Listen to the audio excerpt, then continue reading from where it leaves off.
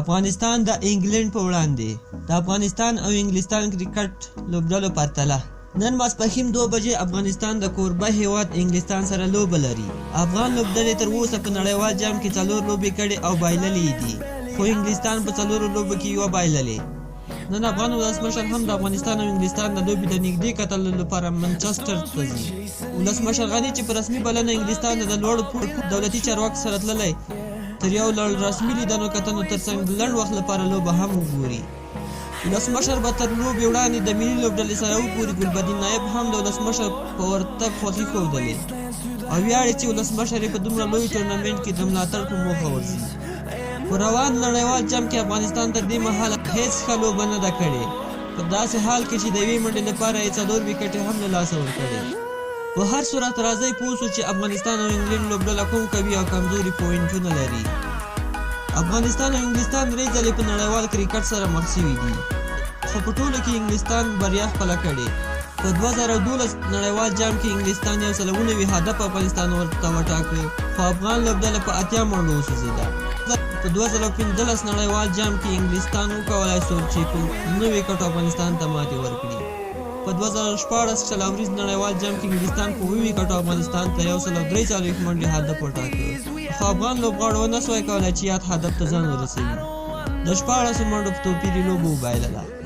افغان لوبډله نه ده توانېدلې چې په روان نړیوال جام کې حد اقل یوه لوبه هم په یوه لوبه کې هم 50 اورونه ولوبوي.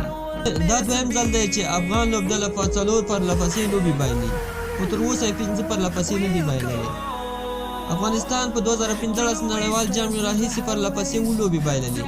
انګلستان خپلې 8 لوبې چې د منچسټر ښار په ولډ ټرافورډ لوبغالي کې د 2001 کال راهیسې ترسره کړې ګټلې دي. 2 ځلې په همدې لوبغالي کې استرالیا په وړاندې ماتې خوړلې. پر لومړۍ او شپږمه ویکټه ملګرتیا کې افغان لوبډلې 290 منډې کړې، 3 ځلې تر 50 ډېر منډې ملګرتیا کړې، خو پاتې ټولو 8 ویکټو 366 منډې کړې او د یوې نیمه سلیزې ملګرتیا یې کړې. د معین علي د ورټرافورډ په لوبغاړي کې په 3.15 سره توپ اچونه کړې. نوموړي په 4.4 اورونو کې 8 ویکټې اخیستې. په 2019 کال کې د راشد خان د توپ اچونې اوسط 2.3 دی، چې دا د راشد تر ټولو کمزوری اوسط دی. نوموړي د سږ کال په 9 لوبو کې 10 ویکټې ترلاسه کړې. جوز بیټلر په منچسټر کې په 2 ورځنیو لوبو کې 115 منډې کړې. 15 منډې په 2014 کې د استرالیا په وړاندې وکړې، خو لوبه انګلستان وبایلله. همدارنګه 110 منډې تېر کال د استرالیا په وړاندې وکړې، لوبه انګلستان په 1 ویکټ وګټله. نجیب الله زدران پر روان 2019 کال کې په 8 ورځنیو لوبو کې 291 منډې وکړې.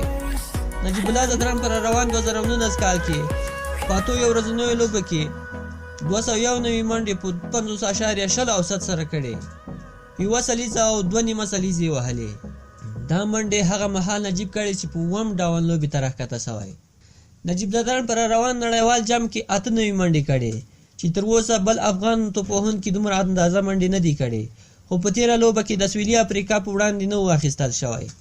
د نن په لوبه کې د لږ باران امکان شته. ورېځ او باد به د ټولې لوبې پر مهال وي. د لوبغاړو مینوالو لپاره تر ټولو ښه خبر دا ده چې لوبه تر وروستیو شېبو ترسره کیږي.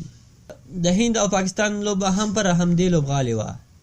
د نن لوبې لپاره پیچ د توپوهنې لپاره جوړ دی، خو سپینران هم پرې ښه پایله ورکولی شي. که ویډیو مو خوښه شوې وي لایک یې کړئ. د نورو ویډیوګانو لپاره زموږ چینل در سره سبسکرایب کړئ.